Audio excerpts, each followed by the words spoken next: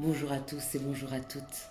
Nous allons attaquer le chapitre numéro 12, l'état de concentration. Beaucoup de fumeurs pensent que la cigarette les aide à se détendre. En réalité, la nicotine est un composant chimique qui a sur l'organisme l'effet d'un excitant. Vous constaterez une nette augmentation de votre rythme cardiaque si vous le mesurez avant et après 2 cigarettes consécutives. La cigarette après un repas est pour beaucoup de fumeurs une des préférées. Le repas coïncide avec la fin du travail ou à une pause. On est généralement plus décontracté et après avoir mangé et bu, relativement satisfait. Mais pour le fumeur, il y a une faim qui n'est pas satisfaite. Il pense à la cigarette comme à la cerise sur le gâteau. Et c'est en fait le petit monstre, sa dépendance physique à la nicotine qui manifeste sa faim. Le sujet, dépendant de la nicotine, ne peut jamais être complètement reposé, et cet état s'aggrave avec le temps. Les personnes les moins décontractées ne sont en effet pas les non-fumeurs, mais plutôt les hommes d'affaires d'une cinquantaine d'années qui fument cigarette sur cigarette, tous de façon permanente, sont sujets à l'hypertension et constamment irritables. À ce stade, la cigarette ne soulage plus, même partiellement, les symptômes qu'elle a créés. Je me rappelle le temps où j'étais comptable et devais élever une famille. Lorsqu'un de mes enfants faisait une bêtise, je piquais une colère sans commune mesure avec la gravité de sa faute. Je croyais vraiment que je ne me contrôlais plus parce que quelque chose avait pris possession de moi. Je sais maintenant que c'est la cigarette qui me rendait comme ça. À cette époque, je pensais endurer tous les problèmes du monde, mais rétrospectivement, ces problèmes me semblent pratiquement insignifiants. Je contrôlais tout dans ma vie, sauf la cigarette qui me menait par le bout du nez.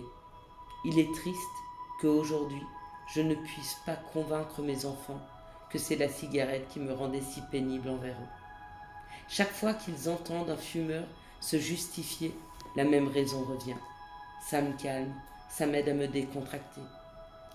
Il y a environ 2 ans, les organismes responsables des adoptions d'enfants voulaient refuser ce droit aux fumeurs.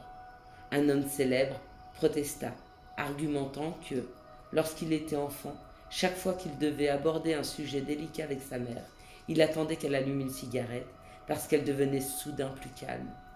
Pourquoi avait-il peur de lui parler quand elle ne fumait pas? Pourquoi les fumeurs sont-ils si tendus lorsqu'ils ne fument pas, même après un bon repas?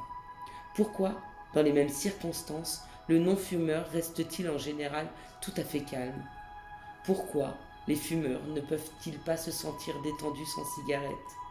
Certes, le tabac n'est pas responsable en lui seul de tous les maux de la terre, mais la prochaine fois que vous serez au supermarché et qu'une mère s'en prendra violemment à son enfant, regardez-la lorsqu'elle quitte le magasin. La première chose qu'elle fera, je suis prête à le parier, sera d'allumer une cigarette. Prêtez attention à l'attitude du fumeur, surtout lorsqu'ils sont dans une situation qui leur interdit de fumer. Vous verrez qu'ils sont agités, de tics nerveux, gardant les mains près de la bouche, se touchant les cheveux, tapant des pieds ou grinçant des dents.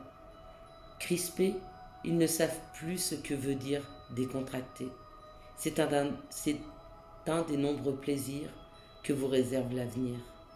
Le fumeur est à la fois l'esclave et l'admirateur de la cigarette. Il est temps d'ouvrir les yeux et de se mettre un terme à cette ineptie. Il est temps d'ouvrir les yeux et de mettre un terme à cette ineptie. Quelle est cette ineptie? De penser que la cigarette nous aide à la concentration, nous aide à nous calmer, nous détend, alors que c'est elle qui crée ces effets-là. L'effet de non-concentration, c'est à cause d'elle. L'effet irritable, c'est à cause d'elle. Elle nous crée du stress là où nous n'avons pas besoin de stress supplémentaire. La vie est bien assez difficile comme ça.